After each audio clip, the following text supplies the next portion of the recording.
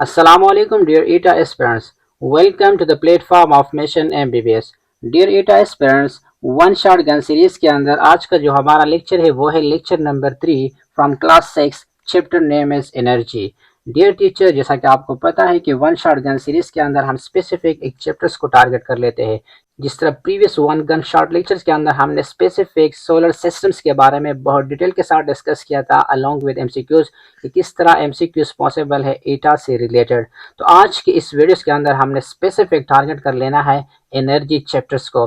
From class 4 से लेकर up to class 10 तक जितना रिलेटेड कंसेप्ट होगा उसको हमने बहुत डिटेल के साथ डिस्कस कर लेना है। लेकिन प्रीवियस वीडियोस के ऊपर कुछ स्टूडेंट ने कमेंट किया था कि सर काइंडली स्टार्ट में आप 2-3 मिनट एक्स्ट्रा डिस्कशंस कर लेते हो।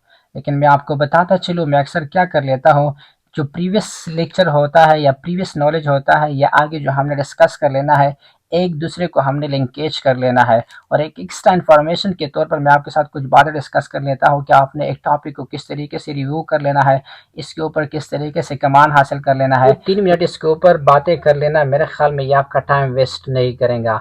अगर मैं आपको इस वीडियो के पीछे बैकग्राउंड के बारे में आपको बताता चलूँ तो यकीन कर आपको इसके ऊपर तकरीबन ऑलमोस्ट 5 आवर से लेकर अप टू 10 आवर का टाइम ज़ाया होता है। लेकिन मैं आपकी आसानी के लिए क्या कर लेता हूँ, फ्रॉम क्लास 4 से लेकर अप टू क्लास 10 तक जितना भी रिलेटेड कंसेप्ट होता है एक ही वाइट बोर्ड्स के ऊपर मैं प्रेजेंट कर लेता हूँ और मैक्सिमम 25 से लेकर 35 मिनट्स के अंदर आपका एक चैप्टर कवर करवा लेता हूँ। लेकिन स्टार्ट में 2-3 मिनट्स के ऊपर डिस्कशंस कर लेना वो बहुत इंपॉर्टेंट होता है। लेकिन इंशाल्लाह अपकमिंग जितनी भी लेक्चर होंगे हम टू द पॉइंट से स्टार्ट करेंगे ताकि आपका 2-3 मिनट भी वेस्ट नहीं होंगे। तो डियर टीचर, हम स्टार्ट लेते हैं from chapter name is energy from class 6।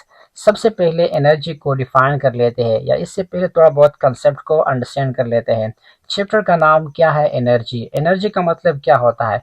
अब फॉर एग्जांपल मैं आपके साथ बातचीत कर रहा हूँ या मैं बिग साइड व्हाइट बोर्ड्स के ऊपर अगर कोई चीज़ लिख रहा हूँ तो इस टाइम क्या होता है, एनर्जी ज़ाया होता है। तो ये क्या है एनर्जी? तो आपने खुद से डिफाइन कर लेना है कि एनर्जी है क्या चीज़। The ability of a body to do work means body की वो एबिलिटी जिसके थ्रू आपने कोई काम करना है। अगर आप काम करेंगे तो आप क्या ज़ाया करेंगे? एनर्जी ज़ाया करेंगे। तो इस कंसेप्ट को क्या कहते हैं? एनर्जी। तो कभी कभार एमसीक्यूज पॉइंट ऑफ व्यू से इस तरह आता है, the ability of a body is called dash energy, work, both या नॉन ऑफ दिस। तो सबसे पहले आपने इस एमसीक्यूज को क्लियर कर लेना है कि the ability of a body to do work is called energy.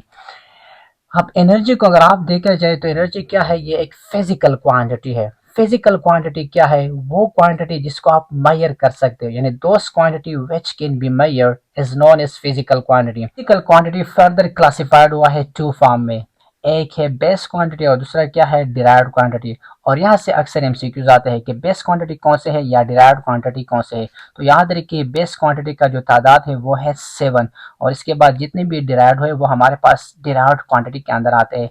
Base की अगर हम बात करें हमारे पास क्या है? टाइम है, टेम्परेचर है, इस तरह अमाउंट ऑफ सब्सटेंस है, एस इंटेंसिटी है, इसके अलावा इलेक्ट्रिसिटी है।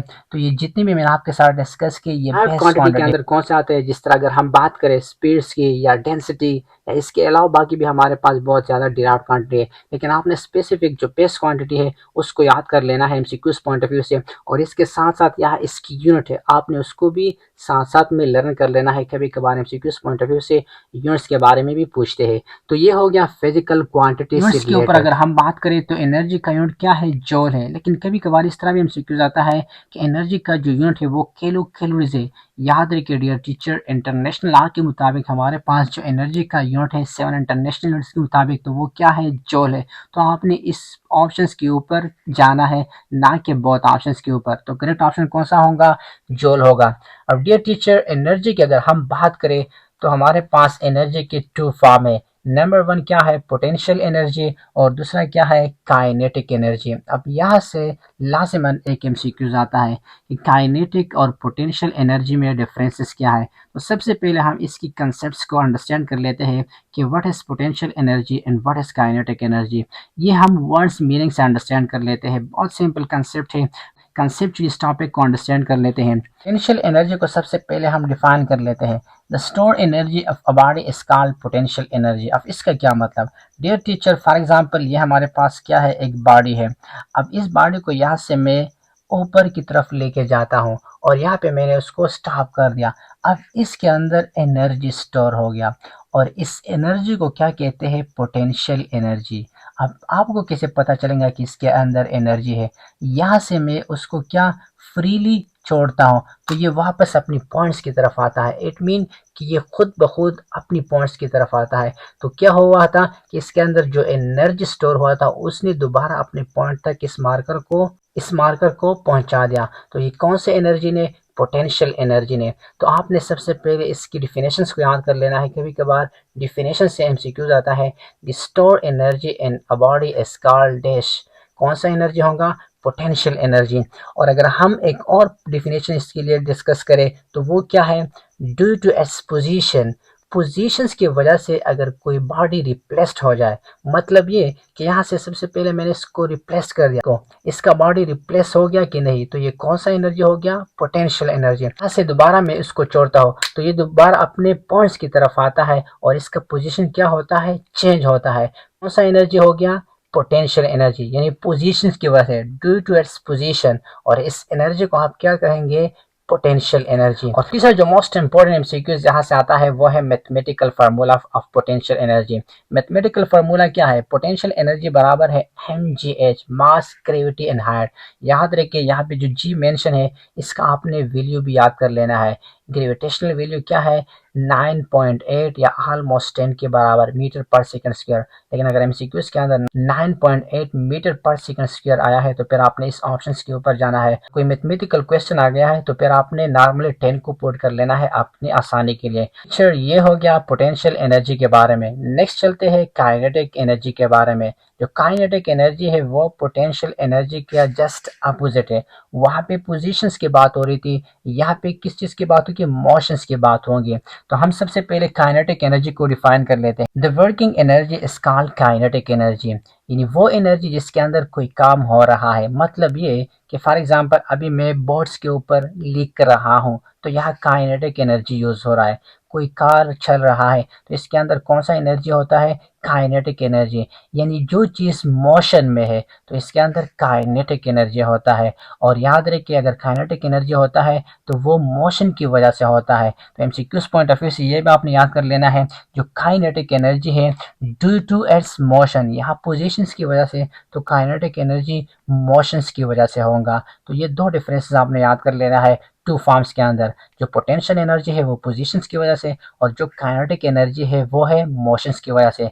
पोटेंशियल एनर्जी के अंदर एनर्जी स्टोर होगा और काइनेटिक एनर्जी के अंदर वही एनर्जी मूविंग के फॉर्म में होगा। तो ये दो मेन डिफरेंसेस हैं। और third most important kinetic energy के अंदर क्या है, वो भी मैथमेटिकल फार्मूला है। और इसके लिए आपने मैथमेटिकल फार्मूला जो याद कर लेना है वो क्या है, काइनेटिक एनर्जी बराबर है 1/2 mv स्क्वायर।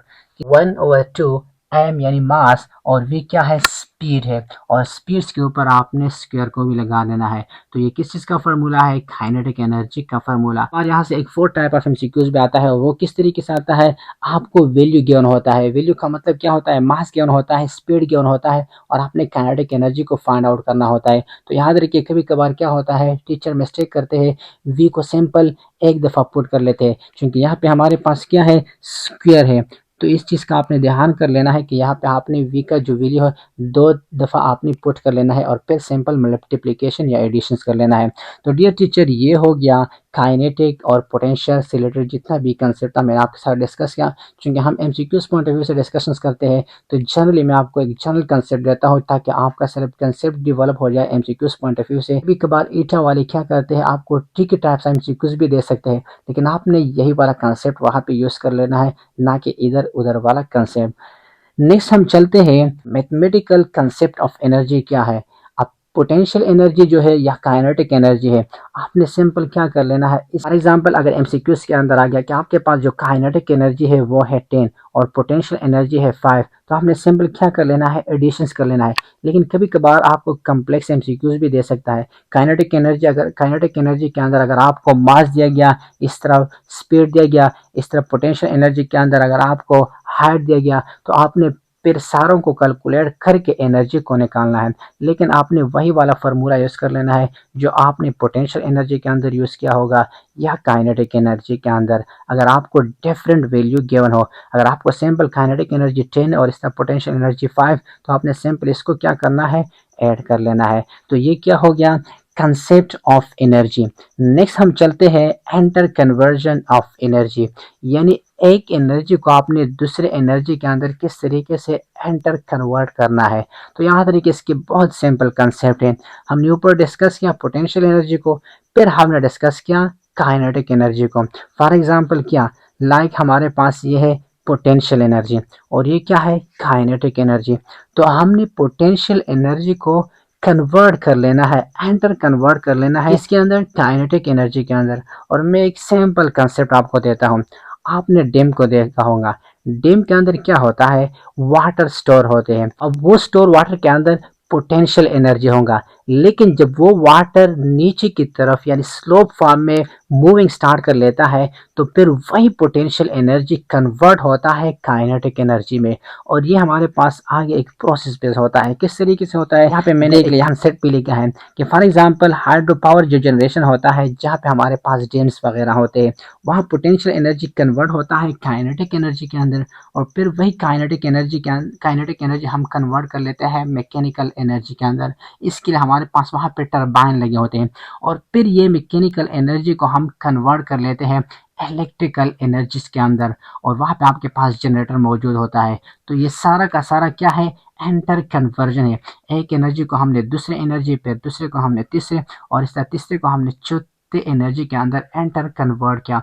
तो ये क्या है, एनर्जी का एंटर कन्वर्जन है। तो कभी कभार आपसे एमसीक्यू पॉइंट ऑफ व्यू से ये भी पूछ सकता है कि फॉर एग्जांपल आपके पास डैम है, तो डैम्स के अंदर जो स्टोर वाटर होते हैं वहाँ पे हमारे पास कौन सा एनर्जी होगा, तो कौन सा एनर्जी होगा, पोटेंशियल एनर्जी। अगर आपसे इस तरह एमसीक्यू स्टोर वाटर होते हैं डैम्स के अंदर, अगर वो मोशन स्टार्ट करे तो फिर पोटेंशियल एनर्जी कौन सी एनर्जी में कन्वर्ट होता है, काइनेटिक एनर्जी में। और अगर इस तरह पूछ जाए काइनेटिक एनर्जी फिर, तो याद रखिए काइनेटिक एनर्जी फिर मैकेनिकल और इस तरह इलेक्ट्रिकल। तो यहाँ से आपके तकरीबन ऑलमोस्ट 3 या 4 टाइप एमसीक्यूज पॉसिबल है। तो आपने यहाँ पे भी अपने कंसेप्ट को डेवलप कर लेना है।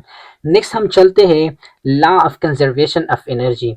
हमने कन्वर्जन एंटर कन्वर्जन के बारे में तो पढ़ा, लेकिन इसके पीछे एक लॉ है, और वो कौन सा लॉ है, law of conservation of energy. अब law of conservation of energy आपको क्या बताता है, energy is neither created not destroyed. आपके पास जो एनर्जी होता है, लाइक पोटेंशियल एनर्जी हो गया, काइनेटिक एनर्जी हो गया, या जनरल जो एनर्जी होता है, ना तो क्रिएट होता है ना डिस्ट्रॉयड होता है, बल्कि क्या होता है, एक फॉर्म से दूसरे फॉर्म में सिर्फ और सिर्फ कन्वर्ट होता है। और ये कौन कहता है, law of conservation of energy. तो law of conservation of energy को दोबारा डिफाइन कर लेते हैं। Energy is neither created not destroyed, but it can only converts from one form to another. Like ये आपके पास क्या है, पोटेंशियल। अगर आपने पोटेंशियल एनर्जी को काइनेटिक, काइनेटिक को mechanical, mechanical electrical. Of conservation of energy applications के ऊपर अगर हम बात करें तो इसके अंदर आता है नंबर 1 पे क्या है, हाइड्रो पावर जनरेशन। ऑलरेडी हमने डिस्कस किया, जो डैम्स होता है उसके अंदर जो पानी स्टोर होता है वो पोटेंशियल एनर्जी के फॉर्म में, फिर काइनेटिक, फिर इस तरह मैकेनिकल, फिर इलेक्ट्रिकल एनर्जी के अंदर। कभी कभार एमसीक्यूज पॉइंट ऑफ व्यू से आता है कि जो हाइड्रो पावर जनरेशन होता है ये किस चीज का एप्लीकेशन है। तो याद रखिए ये किस चीज का एप्लीकेशन है, law of conservation of energy. दूसरा क्या है, फ्यूल है। और फ्यूल्स के अंदर अगर हम बात करें, पेट्रोल हो गया, डीजल हो गया, इसका काम क्या होता है, ये भी एनर्जी को कन्वर्ट कर लेता है। लाइक अगर हम यहाँ पे केमिकल एनर्जी की बात करें, तो केमिकल एनर्जी के अंदर हम पेट्रोल्स की बात कर लेते हैं या डीजल, ये क्या करता है, सबसे पहले काइनेटिक एनर्जी के अंदर कन्वर्ट कर लेता है। मतलब ये अगर आपके पास लेट्स सपोज कोई कार है, कार के अंदर पेट्रोल है या डीजल है, तो जब आपने कार को ऑन किया यानी स्टार्ट कर दिया, तो ये केमिकल एनर्जी को कन्वर्ट कर लेता है काइनेटिक एनर्जी को ऑलरेडी हमने डिस्कस किया, मोशन वाला जो एनर्जी होगा, ये बॉडी को रिप्लेस कर लेना from one place to another due to its motion, तो वो कौन सा एनर्जी होगा, काइनेटिक एनर्जी। काइनेटिक एनर्जी आगे हमारे पास हीट की फॉर्म में या इस तरह कार नॉइस की फॉर्म में कन्वर्ट होता है। और ये सारा किस्सा कहाँ से स्टार्ट हुआ था, फ्यूल से। और फ्यूल किसका एप्लीकेशन है, law of conservation of energy का। इस तरह अगर हम इलेक्ट्रिकल एनर्जी की बात करें, तो इलेक्ट्रिकल एनर्जी के अंदर क्या होता है, साउंड एनर्जी में कन्वर्ट कर लेता है, या इस तरह लाइट एनर्जी के अंदर। तो यहाँ से भी एमसीक्यूज पॉसिबल है। किस तरीके से? अगर आपसे पूछा जाए कि केमिकल एनर्जी को हमने कन्वर्ट किया काइनेटिक एनर्जी के अंदर, फ्यूल्स के अंदर, तो आगे हमारे पास कौन सा चॉइस पॉसिबल है? हीट वाला, कार्नोइस वाला, बोथ या नॉन ऑफ दिस? तो आपने कौन से ऑप्शंस को करेक्ट कर लेना है? बहुत ऑप्शंस को। तो इस तरह आपने इसके ऊपर भी थोड़ा सोचना है। कभी कभार सिंपल एमसीक्यूज देते हैं लेकिन आपका सिर्फ कंसेप्ट चेक कर लेते हैं। तो सबसे पहले आपने कंसेप्ट को बिल्ड कर लेना है। लास्ट पे क्या है? स्पीकर। आपने देखा होगा स्पीकर के अंदर हमारे पास कौन सा एनर्जी होता है, क्योंकि हम इसको इलेक्ट्रिसिटी देते हैं। तो इलेक्ट्रिकल एनर्जी से आगे हमारे पास कौन सा एनर्जी प्रोड्यूस होता है? Sound energy. और ये किसका एप्लीकेशन है? Law of conservation of energy का। तो डियर टीचर, यहाँ तक तो हमने 3 मेन पॉइंट को डिस्कस किया। नंबर 1 क्या था? एनर्जी क्या है, उसकी फॉर्म को डिस्कस किया। फिजिकल क्वांटिटी से रिलेटेड हमने कुछ डिस्कशंस किया। एंटर कन्वर्जन्स के बारे में, लॉ ऑफ कंजर्वेशन क्या है, और इसके साथ साथ हमने कुछ एप्लीकेशंस को डिस्कस किया। नेक्स्ट चलते हैं जो इस चैप्टर का लास्ट टॉपिक है, और वो है energy sources and classification. Energy के सोर्सेज क्या है और इसकी क्लासिफिकेशंस क्या है। ये बहुत इंपॉर्टेंट है। क्यों है? कभी कभार ईटा वाले क्या करते हैं, यहाँ से एक एमसीक्यूज उठा लेते हैं और इस साइड पे हमारे पास जो सोर्सेज या इसकी क्लासिफिकेशन है, यहाँ से एक एमसीक्यूज उठा लेते हैं। तो उम्मीद कर रहा हूँ कि आपने इस टॉपिक को तो अंडरस्टैंड किया। अब इसकी जो सोर्सेज है या क्लासिफिकेशन है वो क्या है, आगे हमने डिस्कस कर लेना है। तो डियर टीचर, मैं आपको बताता चलूँ, इसके अंदर नेचुरल रिसोर्सेज आते हैं, और वो नेचुरल रिसोर्सेज आपके पास दो है। एक रीन्यूएबल रिसोर्सेज है और दूसरा क्या है? Non renewable resources. तो सबसे पहले हम इसको डिफाइन कर लेते हैं कि रीन्यूएबल या नॉन रीन्यूएबल रिसोर्सेज का मतलब क्या है। आसान अल्फाजों में मैं आपको समझा देता हूँ एक पॉइंट्स के अंदर। रीन्यूएबल रिसोर्सेज क्या है? यानी वो energy, the energy which can be restored by nature in a short span of time. यानी इसके अंदर जो टाइम होगा वो बहुत मुख्तसर होगा। लेकिन इसके बरक्स अगर हम नॉन रिन्यूएबल रिसोर्सेज को देखें, इसके अंदर जो टाइम होगा, एक तो वो कि शॉर्ट नहीं होगा। The energy which can not restore, उसके अंदर तो रिस्टोर हो रहा था, लेकिन इसके अंदर which can not restore in a short period of time. तो नॉन रीन्यूएबल के अंदर क्या होगा? कोई एनर्जी स्टोर नहीं होगा। किस तरीके से, आगे हम डिस्कस कर लेते हैं। सबसे पहली पॉइंट तो ये, रिन्यूएबल रिसोर्स के अंदर क्या आता है? बायोमास आता है, इसके अलावा सन आता है, सन के अलावा हाइड्रो पावर आता है, ऑलरेडी हमने ये डिस्कस किया। और अगर हम नॉन रिन्यूएबल रिसोर्स की बात करें तो इसके अंदर फॉसिल फ्यूल आता है। फॉसिल फ्यूल का मतलब क्या होता है? जिस तरह डीजल हो गया, पेट्रोल हो गया, या नेचुरल गैस वगैरह होता है। तो ये कौन से के अंदर आता है? नॉन रिन्यूएबल रिसोर्सेज के अंदर। तो एमसीक्यूज पॉइंट ऑफ व्यू से आपने ये पॉइंट भी क्लियर कर लेना है। कभी कभार क्या होता है, आपको सिंपल एग्जांपल देते हैं कि रीन्यूएबल रिसोर्सेज के अंदर या रीन्यूएबल या नॉन रीन्यूएबल रिसोर्स के अंदर कौन से आते हैं। तो याद रखिए, बायोमास, सन, हाइड्रो पावर रीन्यूएबल, और इससे फॉसिल फ्यूल की अगर हम बात करें, पेट्रोल हो गया, डीजल हो गया, तो ये नॉन रीन्यूएबल के अंदर आता है। अब दोनों को हमने डिफ्रेंशिएट कर देना है कि रीन्यूएबल के अंदर क्या पॉइंट्स है इंपॉर्टेंट, और इस तरह नॉन रीन्यूएबल के अंदर। तो फर्स्ट वन पॉइंट क्या है एमसीक्यूज पॉइंट ऑफ व्यू से? वाइंड हो गया, वाटर हो गया, या सन हो गया, ये किसके एग्जाम्पल के अंदर आते हैं? Renewable resources. मतलब ये, जिस तरह हमने डिफिनेशंस के अंदर डिस्कस किया कि जो रीन्यूएबल एनर्जी होता है वो रिस्टोर होता है by nature in a short span of time. चल वाटर हो गए या सन हो गए, इससे हम शॉर्ट पीरियड ऑफ टाइम्स के लिए एनर्जी को क्या कर सकते हैं? रिस्टोर कर सकते हैं। प्रैक्टिकल भी देखा होगा, जो सोलर सिस्टम होता है उससे आप शॉर्ट पीरियड ऑफ टाइम्स के लिए एनर्जी को प्रोड्यूस कर सकते हो। तो ये कौन से इसके अंदर आते हैं? रीन्यूएबल। दूसरा क्या है नॉन रीन्यूएबल के लिए? कोयल हो गया, गैस हो गई, या मिनरल, ये किसके अंदर आता है? नॉन रीन्यूएबल यानी fossil fuel like. Second point क्या है? कैन बी रीजनरेटेड, इसके अंदर रीजनरेशन पॉसिबल है। रीजनरेशन का मतलब क्या है? फॉर एग्जांपल वाटर है आपके पास या सन है, तो इससे बार बार आप एनर्जी को रीजनरेट कर सकते हो। लेकिन इसके बारक से अपोजिट अगर आप नॉन रिन्यूएबल रिसोर्स को देख रहे, कैन नॉट बी रीजनरेटेड। अगर एक दफ़ा आपने इसको यूज़ किया एनर्जी के लिए, तो दोबारा आप इसको यूज़ नहीं कर सकते। फॉर एग्जांपल मैं अगर कोल की बात करूँ, या इस तरह डीजल की बात करूँ, या पेट्रोल्स की बात करूँ, एक दफ़ा अगर आपने इसको यूज़ किया तो दोबारा आप एनर्जी के लिए वो यूज़ नहीं कर सकते। That's mean can not be regenerated. तीसरा पॉइंट क्या है? For renewable resources never ending, इसका कोई इख्तिताम नहीं है। फॉर एग्जांपल ऊपर से सन आता है सोलर सिस्टम के ऊपर, तो ये एक साइकिल है, इसका अख्तिताम कोई नहीं है।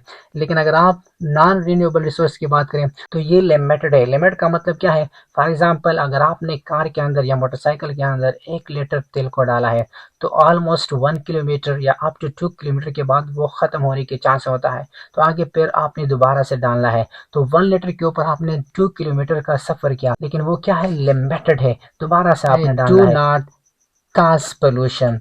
रिन्यूएबल रिसोर्स जो होते हैं वो आपके पास पोल्यूशन को काज नहीं करते। मतलब वाटर की अगर एनर्जी है या इस तरह सन से, तो वो एनवायरनमेंट को क्या पोल्यूट नहीं करते। लेकिन अगर हम इसके अपोजिट नॉन रिन्यूएबल को देखें तो ये एनवायरनमेंट को क्या करते हैं? पोल्यूशन काज करते हैं। फॉर एग्जांपल क्या, अगर आपने पेट्रोल को यूज़ किया या इस तरह कोल को यूज़ किया तो वो एनवायरनमेंट को क्या डिस्टर्ब करते हैं, यानी इसको काज करते हैं। इसके अंदर जो पोल्यूशन होता है वो कहाँ से आता है? नॉन रिन्यूएबल रिसोर्सेज से।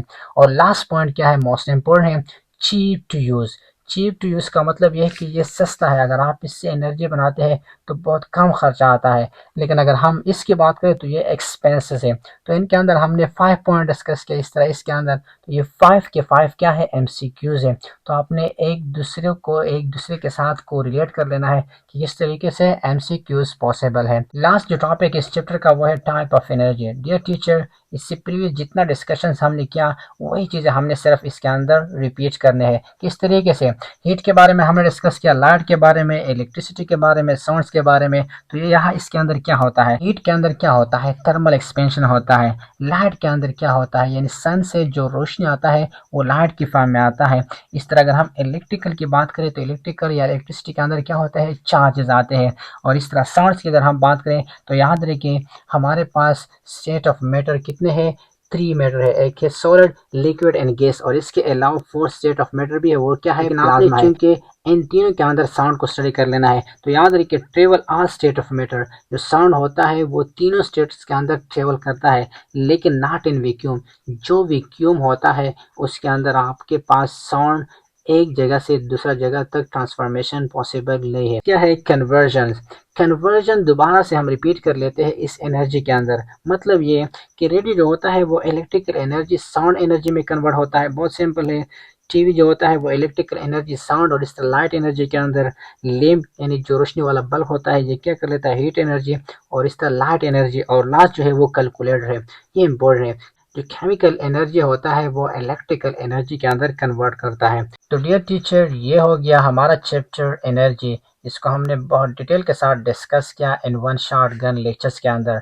आपने देखा होगा बुक्स के अंदर डू यू नो या टेटपेड्स के अंदर कुछ इंपॉर्टेंट इन्फॉर्मेशन होते हैं, तो उसको भी हमने नोट्स किया हुआ है। और वो इन्फॉर्मेशन क्या है?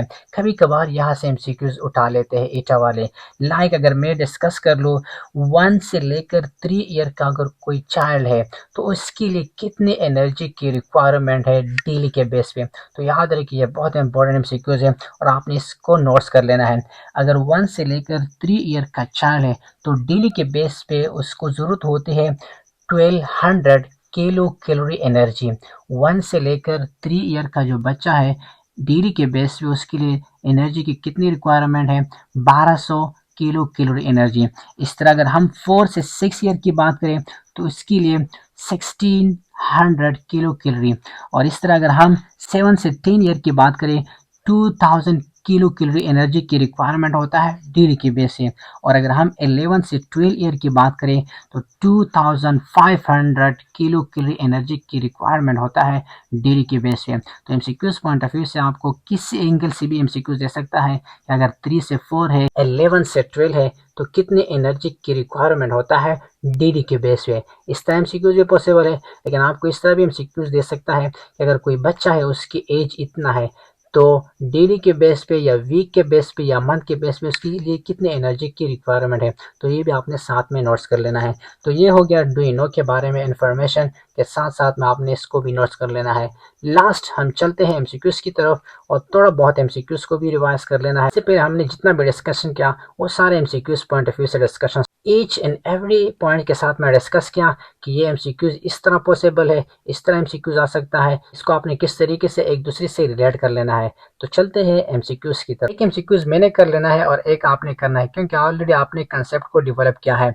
एमसीक्यूज नंबर 1 क्या है? The main source of energy is dash, sun, water, wind and magnet. बहुत आसान एमसीक्यूज है।